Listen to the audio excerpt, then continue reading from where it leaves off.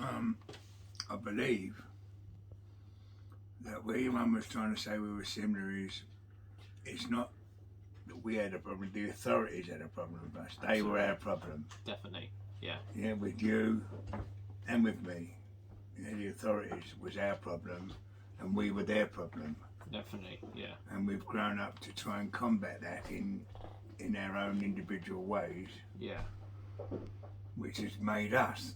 Yeah. Yeah, I think that's what she's saying. Yeah, I mean, my experience of the authorities has been in terms of the education system, how they've tried to mould me into one person. You know, they've tried to mould me into the idiot or mould me into the spastic and, you know, put that sort of doubt and self-belief in people. And that's why multiple people who come through the system are ultimately a part of that mould. And that's why lots of people that don't have very diminished self-belief and don't actually can reach their full capacity as humans can, you know, because we don't actually use the full percentage of our brain, and the main reason for that is because the education authorities try to mould us into things that we're not.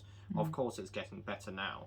I mean, as the years progress, we're becoming more aware of sort of individual liberation, sort of the importance of individuality. When I was in school, which was like even just like a couple of years ago, that those sort of things weren't really talked about, and people were just seen as, you know, cogs in a machine, and you had to be moulded. Especially when I first started at school, you know, they just cast me off as weird, and they used all these sort of derogatory phrases. Even the teachers. Exactly, yeah. And I did get. I mean, most of my problems in primary school was with the teachers. I mean, the students were just another half of it, but the teachers did make up a huge percentage of it. But then you found that you were more liberated at Simon Langton Grammar School for boys. But yeah, because as Dave was talking about that sort of maverick student, there is definitely room for that at the Langton. It's like a whole school of maverick students is actually like a maverick school. And that sort of ability to sort of go on your own agenda and sort of express your individuality in that sense, and whether it's maths, whether it's English, whether it's history, the Langton can cater for that, and nearly everyone there is exactly like that, and they welcome that. So going to the Langton, getting out of that sort of institutionalized system was just a breath of fresh air and is really refreshing.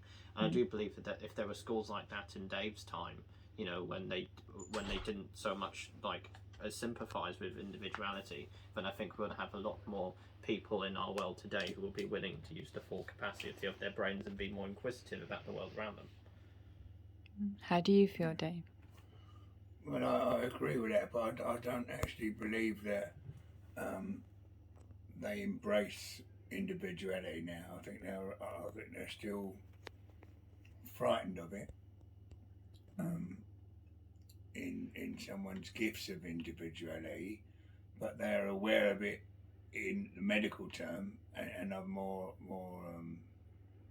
apt to generally trying to mend people's individuality downfalls in their life or medical situations, but actually for personality and confidence, I don't think they embrace individuality at all. I think it frightens the authorities even today.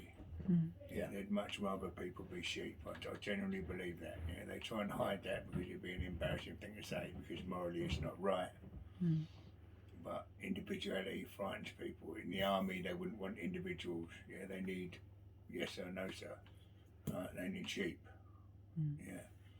Although I'm not knocking the army, as I'm a great admirer of our forces. Yeah, big believer and follower of our forces, but they need sheep. So for the younger adults watching this video today and who are also feeling suppressed and not knowing how to come out, as Richie said, it was when he first got his A's, it built his confidence.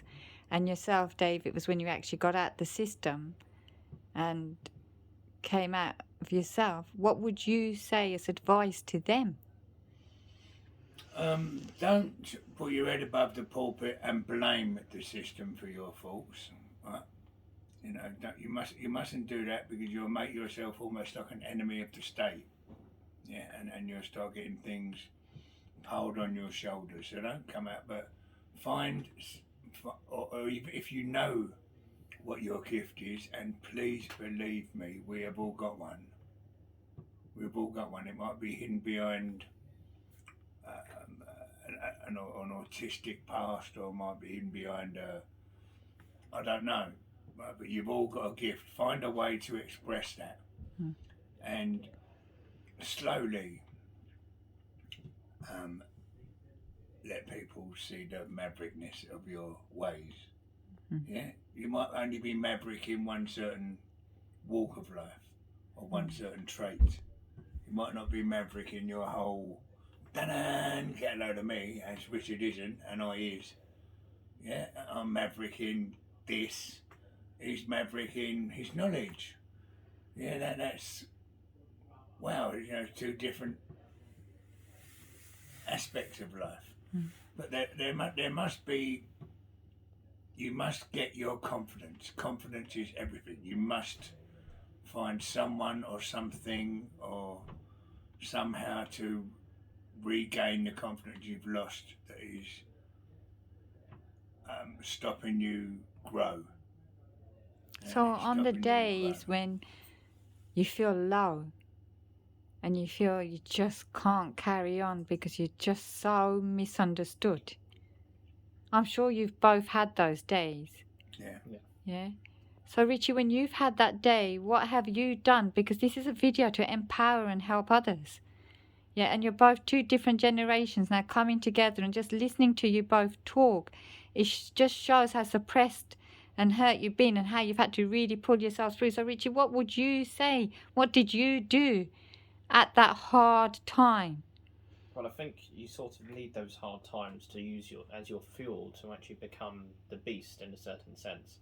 You know, not the beast in the sort of demonic sense, but sort of the beast as in trying to use that rage and trying to use that misunderstanding, trying to use that sort of isolation to boost your adrenaline to actually power through and say, you know what, I don't give a shit, so I'm going to do what I'm going to do anyway. And you need to use that as your fuel instead of as your destructive fire. So you do really need to learn how to, or just learn how to take those bad experiences, take all the resentment and the misery and the pain from it and turn that into anger. And I think as soon as you can master that process, then you can sort of master powering through the most sort of depressing parts of your life. And that's what I did. And the way I learned through that was ultimately through you, through your conversations with me, through your sort of militarized sort of approach, not letting it get you down, but sort of using that sort of, anger to empower you. And it was ultimately your anger and your address that made me sort of rise from my misery and go on to conquer a lot of things because I had you behind me. But not many people will do. But that's when you have to learn to use yourself, use that part of yourself, that demonic part of yourself, to really bring out the best in you. I can only try and find other ways to agree with him there, because I agree with him wholeheartedly. You have to lose a couple of fights to become the best boxer in the world. You don't learn nothing by just winning. When you lose, you learn what to not do no more. You have to hit rock bottom as a drug addict before you can actually build yourself up again. You have to look at someone's misery to say, I won't ever be that way. Yeah, you should use you don't learn nothing unless it hurts you. Yeah, you won't go, wow, that's hot, I won't touch that again.